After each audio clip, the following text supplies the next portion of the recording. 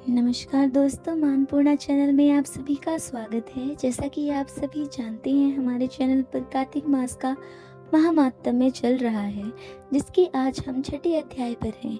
अगर आपने बाकी अध्यायों को नहीं सुना है तो आप हमारे चैनल पर जाकर सुन सकते हैं। तो चलिए छठा अध्याय शुरू करते हैं। नारद जी बोले, जब 2 घड़ी रात बाकी रही तब तुलसी की पत्रिका, वस्त्र और कलश लेकर जलाशय पर जाएं। कार्तिक में जहाँ कहीं भी प्रत्येक जलाशय के जल में स्नान करना चाहिए। गर्म जल की अपेक्षा ठंडे जल में स्नान करने से 10 गुना पुण्य मिलता है। उससे 100 गुना पुण्य बाहर कुएं के जल से स्नान करने से होता है। उससे अधिक पुण्य बावड़ी के जल से, और उससे भी अधिक पुण्य पोखर के जल में स्नान करने से होता है। उससे 10 गुना झरने में स्नान करने से होता है, और उससे भी अधिक नदी में स्नान करने से होता है। उससे भी 10 गुना पुण्य वहाँ होता है जहाँ 2 नदियों का संगम हो। यदि कहीं 3 नदियों का संगम हो तो वहाँ पुण्य 3 गुना हो जाता है। स्नान में सबसे पहले भगवान का ध्यान करें। स्नानार्थ संकल्प करना चाहिए। फिर तीर्थ में उपस्थित देवताओं को क्रमशः अर्घ देकर आचमन्य आदि देना चाहिए।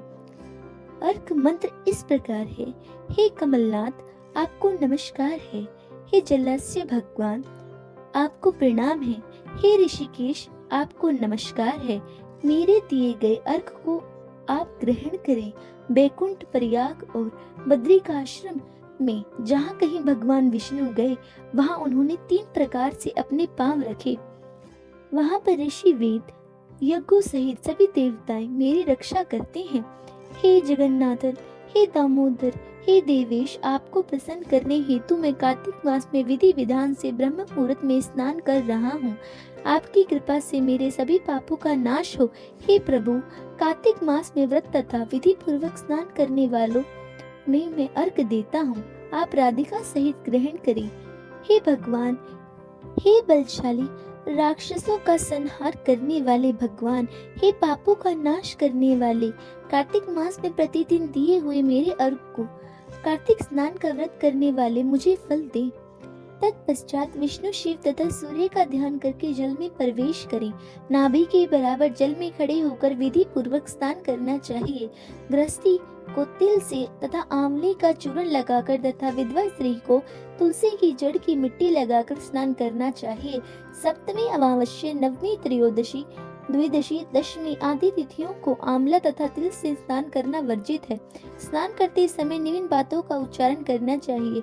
जिस भक्ति भाव से भगवान ने देवताओं के कार्यों के लिए 3 प्रकार के रूप धारण किए थे, वहीं पापों का नाश करने वाले भगवान विष्णु ने अपनी कृपा से मुझे पवित्र बनाई।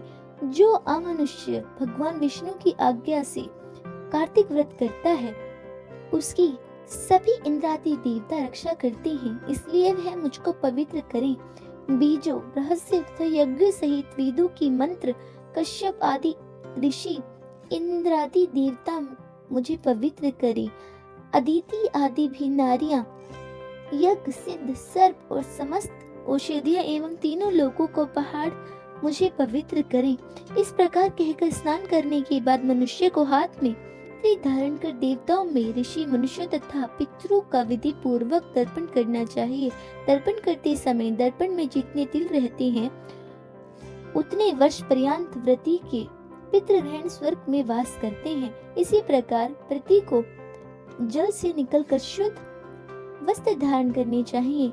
सभी तीर्थों के सारे कार्यों से निवृत्त होकर पुनः भगवान विष्णु का पूजन करना चाहिए। सभी तीर्थों के सारे देवताओं का स्मरण करके भक्ति पूर्वक साधारण और समान चंदन, फूलों और फलों के साथ भगवान विष्णु को फिर से अर्घ देना चाहिए। अर्घ के मंत्र का अर्थ कुछ इस प्रकार है।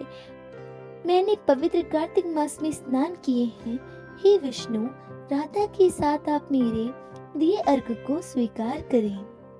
तत्पश्चात चंदन और तमाकू आदि से ब्राह्मणों का श्रद्धा पूर्वक पूजन करें और बारंबार नमस्कार करें। ब्राह्मणों के दाएं पैर में तीर्थ का वास होता है, मुंह में वेद और समस्त अंगों में देवताओं का वास होता है। अपने कल्याण की इच्छा रखने वाले मनुष्य को इनका न तो अपमान करना चाहिए और न ही विरोध करना चाहिए। फिर एकाग्रचित होकर भगवान विष्णु की प्रिय तुलसी जी का पूजन करना चाहिए उनकी परिक्रमा करके उनको प्रणाम करना चाहिए। हे देवी, हे तुलसी, देवताओं ने ही प्राचीन काल से तुम्हारा निर्माण किया है और ऋषियों ने तुम्हारी पूजा की है। हे विष्णु प्रिय तुलसी, आपको मेरा नमस्कार है। आप मेरी समस्त पापों को नष्ट करें। इस प्रकार जो मनुष्य भक्ति पूर्वक कार्तिक मास का अनुष्ठान करते हैं, वे संसार के सुखों का भोग करते हुए अंत में मोक्ष को प्राप्त होते हैं। तो ये थी कार्तिक मास के छठे अध्याय की व्रत कथा। अब आपसे फिर मिलेंगे 7वें अध्याय के साथ। तो तब तक के लिए हमारे चैनल को सब्सक्राइब करना न भूलें। हरे कृष्णा, हरे राधे, राधे राधे।